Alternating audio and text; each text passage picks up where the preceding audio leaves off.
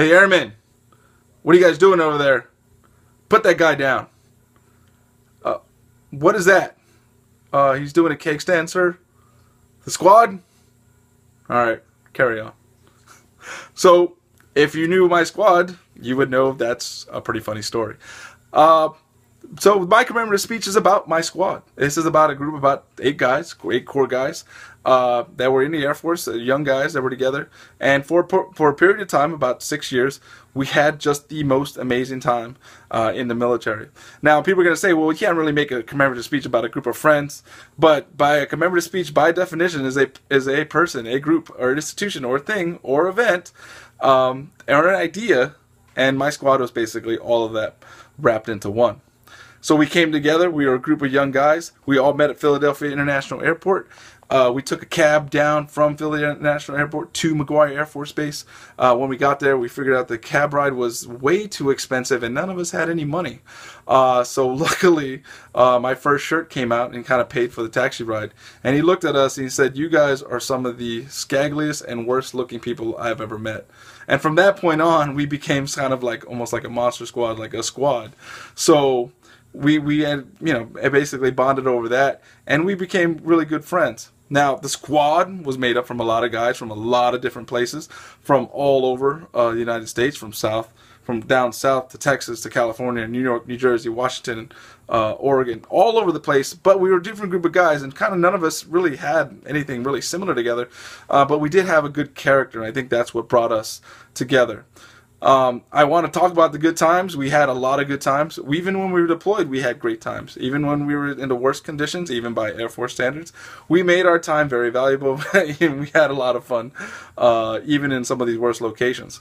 But also what we did is, you know, we were such a group of guys and everybody knew us, that we became almost like an ad hoc airmen's council. Young airmen would come up to us and ask us, you know, if they can help us out if they were having a bad time. Even the older guys, older master sergeants would say, "Hey, you know, you guys give me the pulse of what's going on out there." And sometimes the squadron commander would have a meeting with us and say, "Hey guys, what do I need to do? What do we need to address?" So we became almost like an institution in our squadron. Even though we didn't really have an official title other than the squad. So the squad became just kind of a force for good inside our squadron. You know, even though we're very different, we did have a different good character attributes, like working really hard. We loved really working hard, getting the job done, and getting the mission accomplished. And then we like seeing fly, but also came with that, we like to party really hard as well. So we like to hang out with each other on the off days. And kind of some of the, probably what you're going to say is, or what I would say was probably one of the greatest people that I've ever had to work with, ever had to hang out with. And I don't realize this till now, and I'm an older man now, about 40 years old, and I realize that now that was probably some of the greatest times of my life with some of the greatest people that I've probably ever met.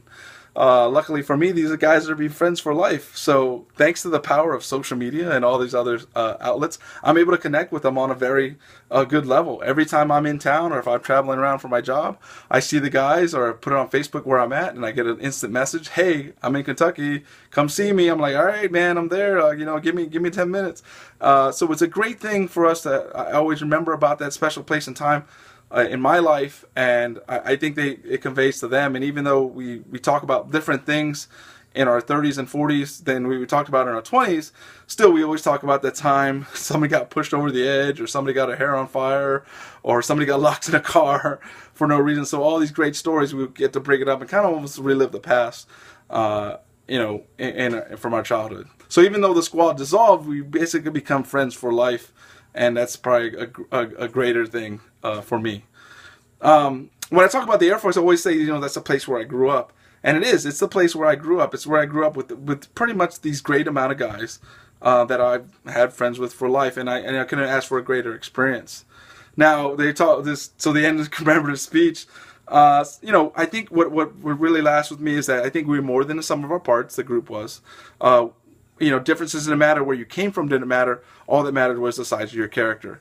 And I think that's something that'll stick with me for the rest of my life. And I hope that it imposes on this speech. It kind of gives you a sense of where I'm coming from with that. So thank you. This is my commemorative speech. Please feel free. Thank you. Bye.